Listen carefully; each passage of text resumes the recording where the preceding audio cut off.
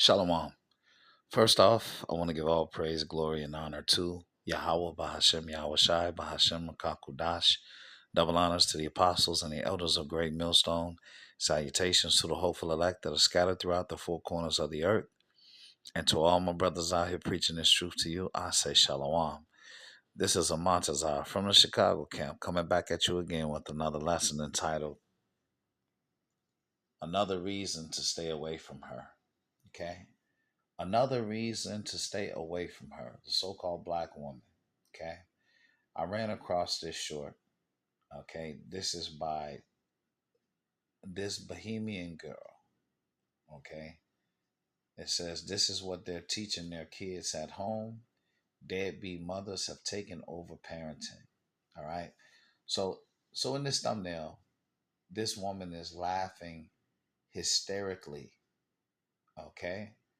Because they are teaching or allowing these young girls. So here at the bottom right, Salaki, of the thumbnail, you can barely see it in focus, but you see the braids. Okay, so there's another girl here. So I'm not going to play the video, but I just took a thumbnail of it. You can look it up. But this girl can't be more than 4 years old. Okay, she looks like to be about four. Okay, uh, maybe five. But the mother is basically letting her cuss this other little girl out. Okay. And then when the mother grabbed her, as she was grabbing her, I don't know if it's a mother or not, her mother or not, but she's the older woman, right? And as she grabbed her, trying to calm her down, the little girl said, "Get the fuck up off me." Okay. And this is hilarious. They're videotaping this. Okay. And this is hilarious. That, this is funny as hell to them. Okay. But this is very wicked. And that's why we have to stay away from these, because this is what they're teaching these young girls to be contentious, okay? To be arguing and fighting. That's not ladylike in the least bit. Now, this is the type of behavior that gets you shot by Esau, okay? When you get pulled over, all right, when you or anything like that, you're not gonna last long out here acting like this. This is Isaiah 3:5. And the people shall be oppressed, every one by another, and every one by his neighbor.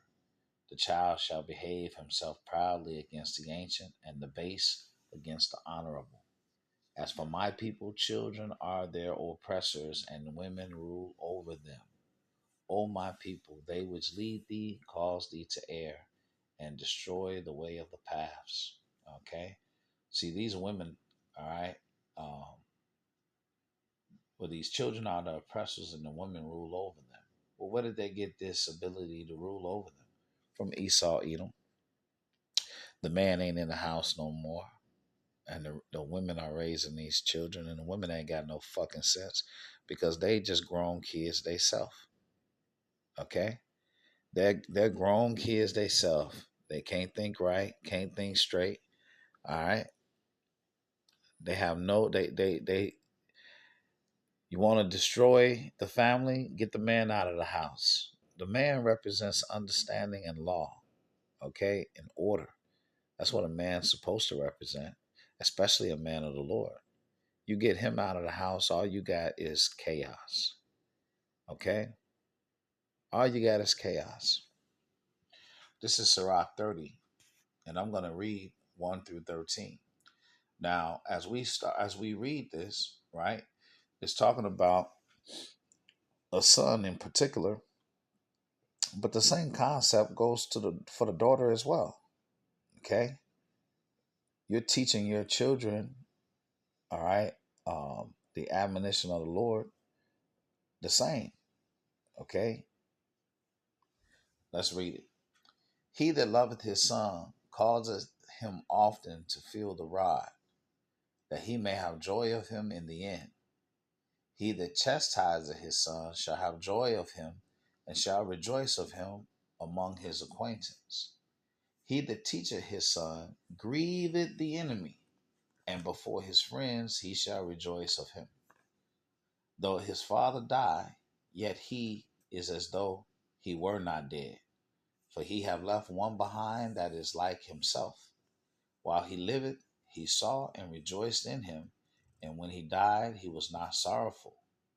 He left behind him an avenger against his enemies, and one that shall requite kindness to his friends.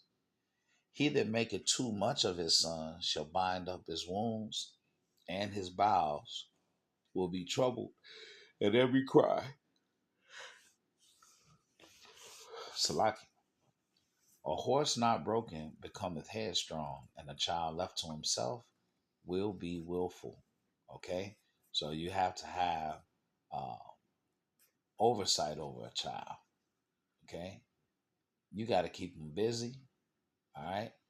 And you have to correct him. All right? Let's see.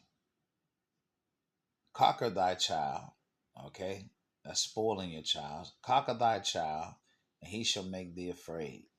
Play with him, and he will bring thee to heaviness. Laugh not with him, lest thou have sorrow with him, and lest thou gnash thy teeth in the end. Give him no liberty in his youth, and wink not at his follies. Bow down his neck while he is young, and beat him on the sides while he is a child, lest he wax stubborn and be disobedient unto thee. So bring sorrow to thine heart. Chastise thy son, and hold him to labor, lest his lewd behavior be an offense unto thee. All right, so here we have in our law instructions from Yahweh Ba'Shem Yahushai on how we are supposed to reprimand, okay, and correct the children. This is Sirach 7 and 22. Hast thou cattle? Have an eye to them, and if they be for thy profit, keep them with thee. Hast thou children? Instruct them, and bow down their neck from their youth. Hast thou daughters? Have a care of their body, and show not thyself cheerful toward them. You see, in America, in Babylon the Great, it's the opposite. You see, uh, back in the day, men were harder on their sons and lenient with the daughters. Okay, and you still see it today. You see people being lenient with the daughters. Okay, and trying to be friends with their daughters. It says, "Show not thyself cheerful toward them." Proverbs 21 and 19.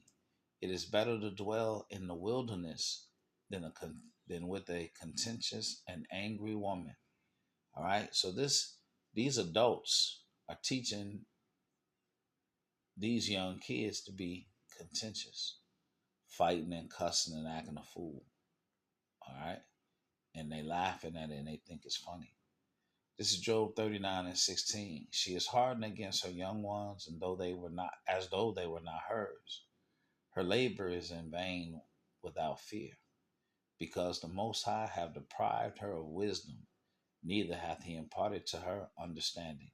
So all you have is these big ass kids with breasts and hips, okay? And they're immature, all right? Big ass kids. They self, their reasoning is off, and they're all carnal, all right? They're all carnal.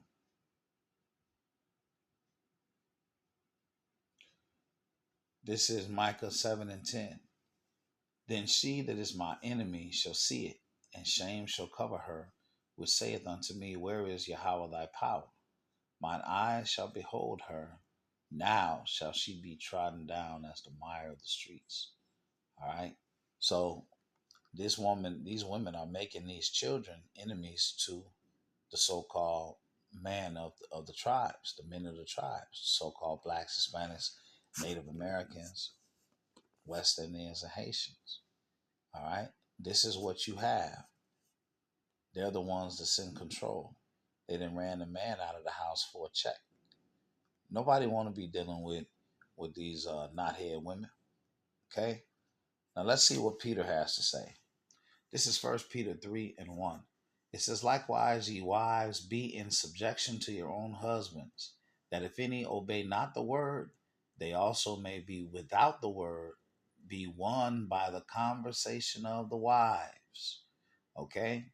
So, first and foremost, right, the woman has to have the right spirit. Okay? These women today ain't getting married. All right? They're not marriage material.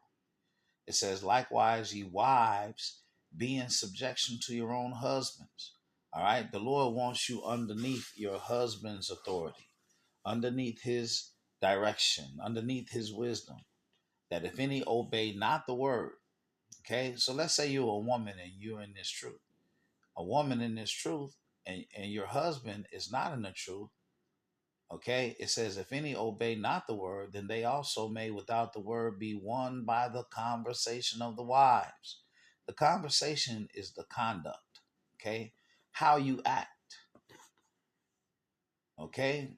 The way you act can win your husband over to the Lord if he's not in the truth. Of course, if it's the Lord's will. It says, "While they behold your chaste conversation coupled with fear, whose adorning let it not be that outward adorning of plaiting the hair and of wearing of gold or putting on of apparel, but let it be the hidden man of the heart, and that which is not corruptible, even the ornament of a meek and quiet spirit." All right, a meek and quiet spirit. All right, which is in the sight of the Most High a great price.